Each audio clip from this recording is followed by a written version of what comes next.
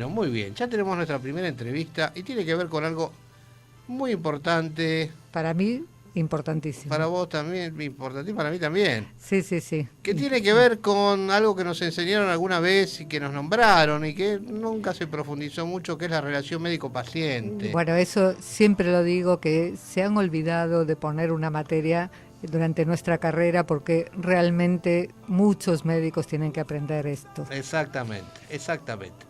Y sobre eso vamos a hablar. Vamos a hablar con la doctora María Marta Gianni. Ella es psiquiatra y psicoanalista, es miembro de la Fundación Puertas Abiertas, dedicada a la asistencia, docencia e investigación en psicoanálisis. Es psiquiatra del Hospital Santo Gianni y docente de salud mental de la Facultad de Medicina de la Universidad de Buenos Aires. Doctora Gianni, ¿nos está escuchando?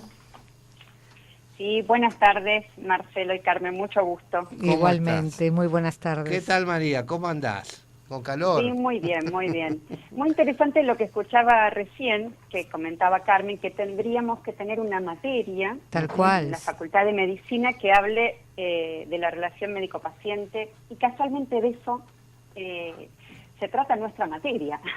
Nosotros damos en la Facultad de Medicina de la UBA una materia que se llama salud mental, que es una materia obligatoria anual que tienen que cursar los alumnos entre primero y tercer año de la carrera, que tiene tiene un programa básico general, pero nosotros, el grupo de docentes que integramos con el doctor Emilio Bacheto y el doctor Juan Carlos Estañaro, que son los digamos, coordinadores del área, enfocamos la materia fundamentalmente en la relación médico-paciente y en la importancia del psicoanálisis en la formación del médico. Totalmente. A ver, ¿qué pasó? No hay una materia específicamente dedicada al psicoanálisis, dedicada a la relación. ¿Pero qué está pasando con esa relación médico-paciente? Cada vez es peor, me parece. Se pierde, se perdió, se está perdiendo. ¿Qué pasa, María Marta, con eso? Ese es el tema. Lo que vemos es que a medida que van pasando los años con los avances de la ciencia, el médico se fue alejando del enfermo. Efectivamente, el médico se fue alejando del cuerpo del enfermo, todos lo podemos comprobar. Antes el médico iba a la casa del paciente. Sí.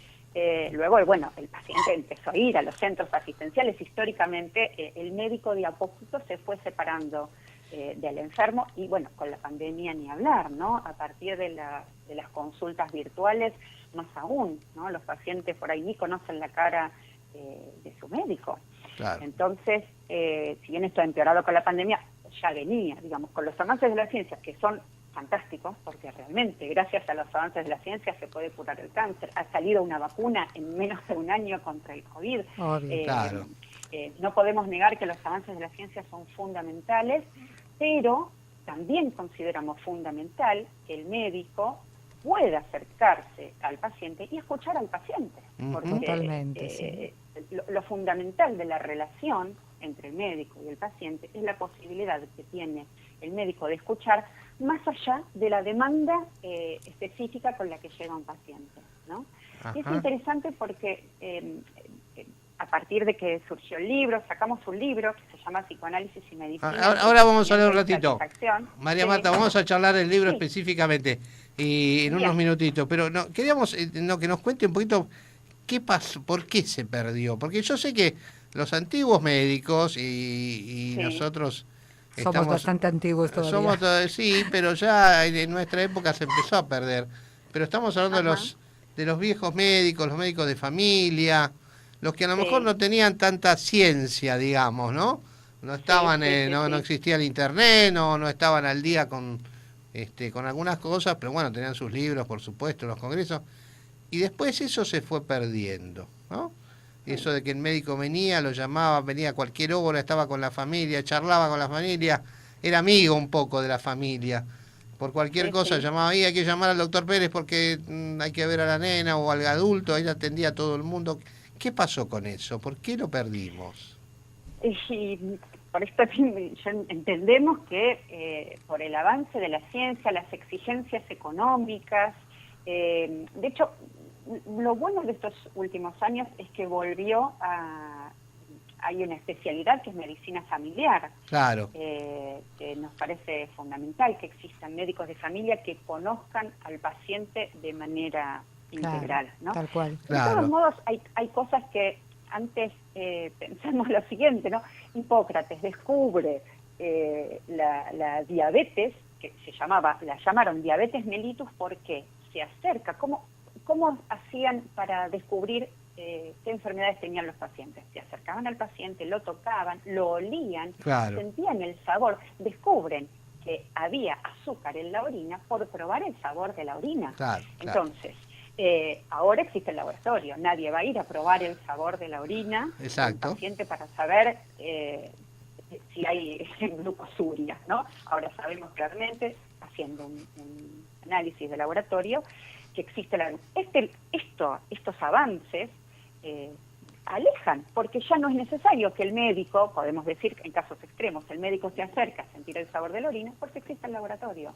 Claro. Entonces eso ha ido alejando, además de las exigencias económicas, todo el crecimiento socioeconómico mundial, ¿no? Esto ha ido alejando indudablemente al médico del paciente, los tiempos que hay en la atención. Antes un médico iba a un domicilio y estaba media hora, una hora, se sentaba, tomaba un café, atendía, como decían ustedes, ¿no? Al papá, a la mamá, a la abuela, hacía el parto, operaba, ¿no? Sí, pero ahora, aunque sea en consultorio, también hay mucha diferencia entre unos médicos y otros en cuanto al conocimiento del paciente y la contención del paciente.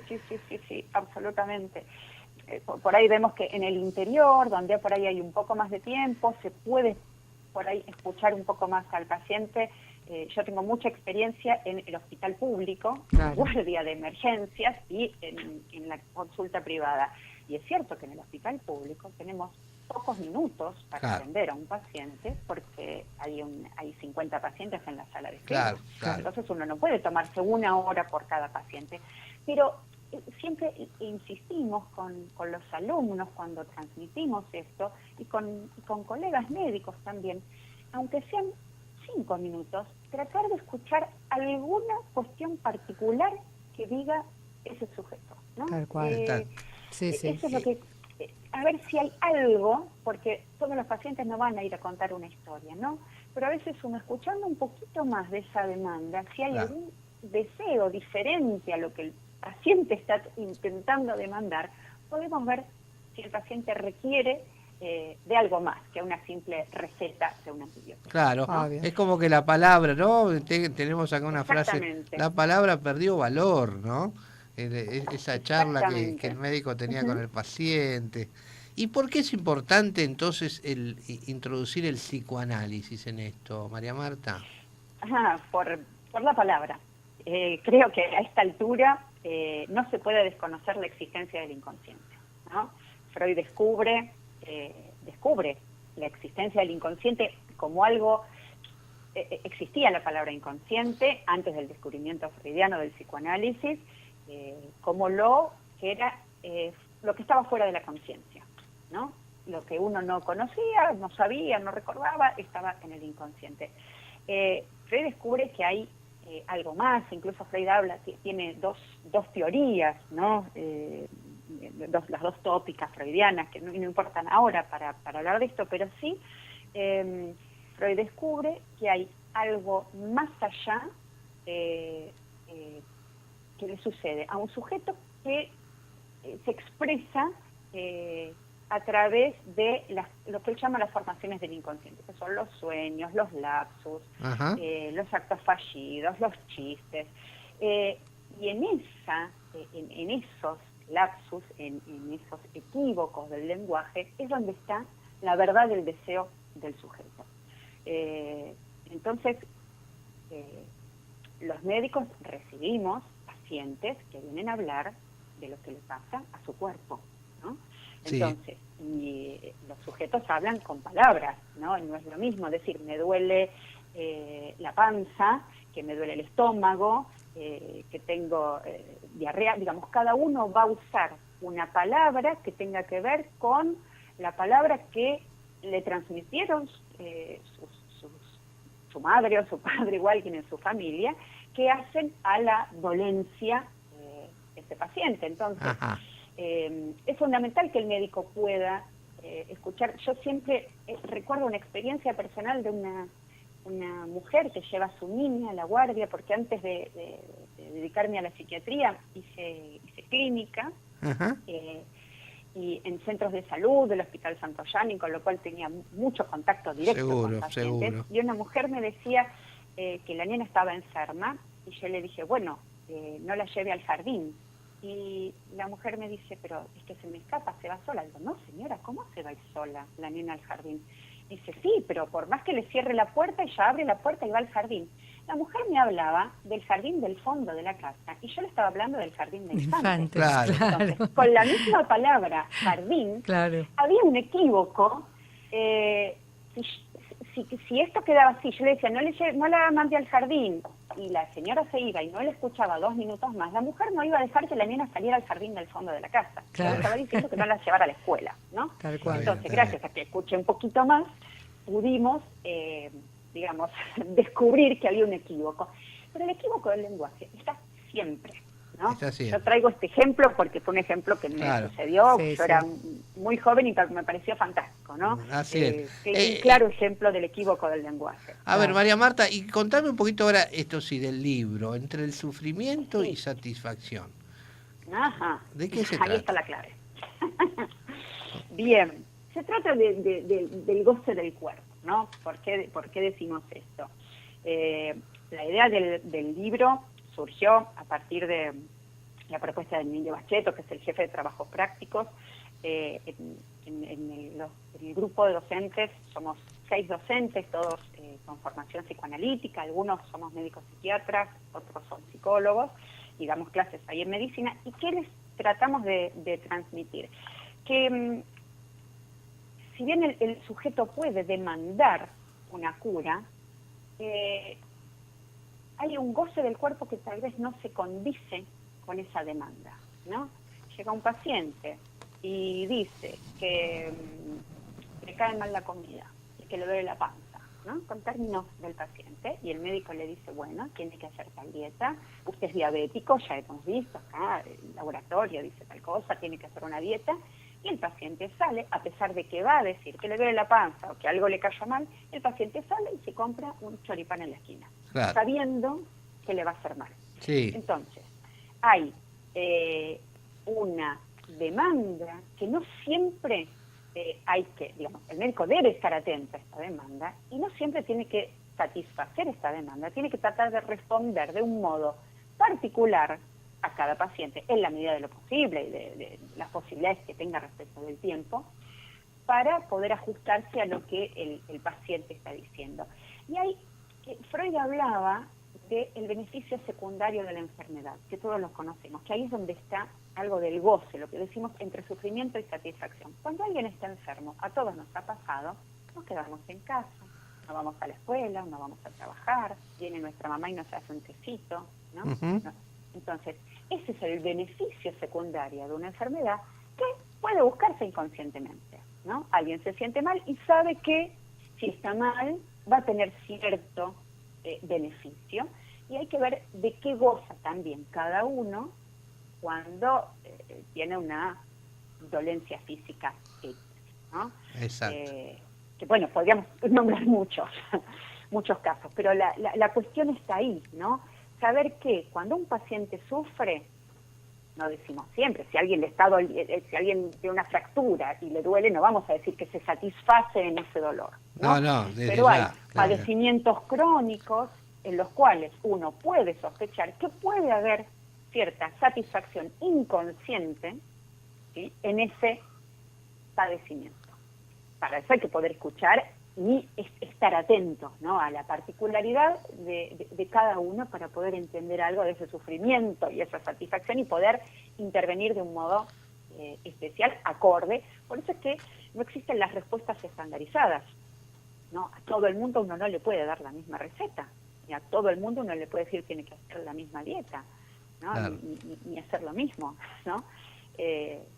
Sabemos que es difícil responder a la demanda de cada uno cuando hay mucha demanda de pacientes, pero en la medida de lo posible intentamos, por eso un poco la función de este libro es llegar a los médicos y a los estudiantes de medicina. Hacemos hincapié en los estudiantes de medicina porque recién se están iniciando, ¿no? Claro. Y les decimos la importancia del poder de la palabra del médico en el paciente y del poder de la palabra del paciente para el médico, ¿no? Claro. La palabra circula entre el médico y el paciente, el saber circula. ¿Quién sabe más, el médico o el paciente? El médico sabe sobre su saber científico, claro. y el paciente sabe sobre su saber histórico, sabe cuánto le duele. Claro. Entonces, hay un saber que circula entre los dos y que hay que hacer consistir a través de la palabra. El médico tiene que poder escuchar y tiene que poder decir las palabras adecuadas. Claro, a todo el mundo no le puede decir lo mismo. Compartir, ¿no?, los datos. Claro que sí. Y esto sería, a ver, todo este tema sería, de acuerdo a tu opinión, sería que tendría que estar incorporada a la carrera, ¿no? Obvio. A la carrera de medicina. ¿Sí? Exactamente. Hay que aprender. En medicina de la Universidad de Buenos Aires está el Departamento de Psiquiatría y Salud Mental. Los alumnos tienen una materia que se llama Salud Mental, que es esta que damos nosotros, que se cursa en primero, segundo o tercer año de la carrera. Bien, está bien. Luego los alumnos entran a la unidad hospitalaria y en la unidad hospitalaria van a tener dentro de semiología un mes o menos, que es psicosemiología, ¿no? Y después una materia que es psiquiatría. Son los 3 únicos momentos en la carrera, que son 7 años, donde los estudiantes de medicina tienen la posibilidad de tener cierto conocimiento de la salud mental. En general, desde nuestra unidad académica, la orientación que le damos a la materia tiene que ver con el psicoanálisis. No todas las unidades académicas tienen esta orientación, ¿no? Algunas tienen una orientación más cientificista, más desde lo neurocognitivo. Claro. Nuestra orientación es hacia el psicoanálisis, que consideramos fundamental. ¿Y vos considerás, María Marta, que haría falta otras materias agregar a la carrera aparte de esto? Nosotros comentamos, no sé si otras materias, hay cosas que uno puede decir que se llaman como de cultura general, claro, ¿no? Que tienen que ver con la historia. Nosotros algo les damos a los alumnos de historia de la medicina, ¿no? Y los hacemos investigar un poquito, como para tener idea, incluso en dónde están cursando la carrera, cuál es un poco la historia de esta facultad, quiénes fueron los médicos que erigieron esta facultad, la historia de la medicina, por un lado, y algo respecto de las ciencias del lenguaje, pero de las ciencias del lenguaje lo que nos importa es sensibilizar a los alumnos de medicina y a los médicos en el lenguaje, que se sensibilicen el lenguaje. Tal cual. Es que se sensibilicen a la lengua, exactamente. No hace falta que estudien ciencias del lenguaje, ¿sí? Obviamente nuestra materia es una materia anual, nos gustaría poder volver a encontrarnos con estos alumnos más adelante en psicosemiología. Para nosotros es fundamental. Por eso hacemos hincapié en la formación desde jovencitos, ¿no? Desde que empiezan. Está bien. Y tratamos por ahí con el libro de llegar no solo a los alumnos, sino a los médicos, ¿no? Uh-huh. La idea es volver un poquito, ¿no?, atrás y que volvamos a tener... Que no sea solo la ciencia. Claro. Exactamente, porque el sujeto es un sujeto integral, ¿no? Decimos, no se trata de individuos que son un cuerpo, ¿no? Se trata de sujetos que tienen un cuerpo, ¿no? Uno puede decir que un perro, un gato, un elefante es un individuo que tiene un cuerpo, ¿no? Un sujeto es un sujeto que tiene un cuerpo, que goza de ese cuerpo y que el cuerpo a veces se le vuelve extraño, ¿no? Uno a veces siente una incongruencia con su propio cuerpo. De pronto al cuerpo le pasan cosas diferentes a lo que uno quiere o a lo que uno siente, ¿no? Ahora, el paciente también tiene un derecho, ¿no?, a ser escuchado. Por supuesto. Claro. Por supuesto. Es fundamental.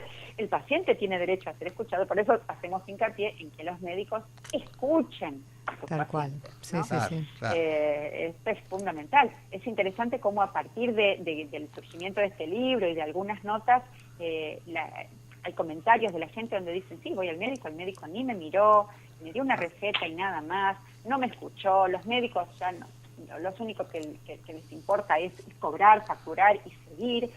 Otros que dicen, no, los médicos lo que pasa es que no tenemos 2 minutos para atender a los pacientes porque tenemos 50 pacientes. Bueno, sabemos que es difícil. La medicina en la Argentina está mal paga, como en toda Latinoamérica, en algunos otros países del mundo, al médico tienen un lugar de un poco más privilegio del que se tiene en los países de Latinoamérica. Claro. Y el médico tiene que hacer varios trabajos para poder solventar a su familia. Claro, ¿no? que sí. María Parda, sí. Mira, nos queda muy poquito tiempo. Decime una cosita. Sí. ¿Cómo Sí. la gente común, digamos, o los estudiantes o los médicos podemos acceder a este libro? Este libro es un libro que es del editorial Soroy. Se puede conseguir por internet o en varias librerías. Que está en la librería Paidós. Sí. Y porque Paidós es una librería que tiene muchos libros de psicoanálisis, de filosofía, y algunas otras, te voy a pasar en algunas otras, pero si no, pueden, si lo googlean, psicoanálisis y medicina entre sufrimiento y satisfacción, Sí. van a ver, es un libro muy bonito, que hemos puesto un diván y un estetoscopio en la portada. Ah, qué bueno. Y bueno, pueden... Hay algunos otros libros con este mismo título, pero no dicen Entre sufrimiento y satisfacción, que es el título de este, ¿no? Claro, perfecto. El coordinador, que trabajó en el libro, es el doctor Emilio Bacheto, que es quien van a ver que figura en el con B corta, Bacheto y doble T, Bacheto, que sí. figura en la tapa del libro, y los quienes escribimos somos varios: Carolina Alcuaz, Liliana Vega, Claudia Castillo, Darío Charaf, Jorge Faraoni, Damián Isoldi, Emilio Bacheto y Santiago Castellanos, que es un psicoanalista español que colaboró con nosotros y participó en este libro con un epílogo muy, muy interesante. Muy bien. Así que... María Marta, nosotros Bien. tenemos a veces otros libros, nos han llegado al respecto, como Sí. uno que ha leído Carmen. Que me encantó, y por eso cuando escuché tu propuesta de hoy para tu libro lo voy a comprar también, porque compré uno que se llama El cerebro que cura, no sé si lo has leído, Ajá. de Álvaro Bueno, Pascual Leone. Casualmente, claro, hay que ver de qué se trata ese libro, pero nosotros no hablamos del cerebro, ¿no? Sino del Claro, inconsciente. Y el claro. inconsciente no tiene un lugar anatómico. Tal cual, Perfecto. tal cual. Exacto. No es anatómico. Perfecto. Entonces, el cerebro, no sé bien de qué se trata ese libro, pero seguramente tiene que ver con lo neurocognitivo. Tal cual, sí. Bueno, el psicoanálisis aborda desde otro lugar. Claro, está. tal cual. María Marta. Desde otra perspectiva. Gracias, María Marta. Mirá, lo importante es esto. Si la gente está interesada, entra a googlear Psicoanálisis y Medicina, Entre el sufrimiento y satisfacción. Es un libro de Soroy Ediciones. Exactamente. Soroy se escribe con X y Emilio Bacheto es el coordinador. Claro. Así que ojalá puedan comprarlo y podemos volver a encontrarnos. Estamos investigando otros temas que más adelante podríamos volver a encontrarnos. Seguimos en comunicación. Con mucho gusto, con Me mucho gustaría gusto. mucho participar y bueno, lo sigo escuchando ahora en el programa. Que me parece Bueno, muy muchas interesante. gracias. Muchas gracias, sí. María Marta, un Bueno. gran abrazo. Muchísimas gracias por tu tiempo. Muchísimas gracias por la invitación. Gracias. Muy amable. Un abrazo. Un gusto. Hasta luego. Hasta luego. Bueno, muy interesante la charla con María Marta Yani. Qué Qué importante. bueno, Sí, y es importante. un llamado de atención para nosotros los Sí, médicos, sí, tal cual. Un gran llamado de atención. Y bueno, vamos a ver si conseguimos este libro, Sí, Debe hay que ser comprarlo. muy interesante. Muy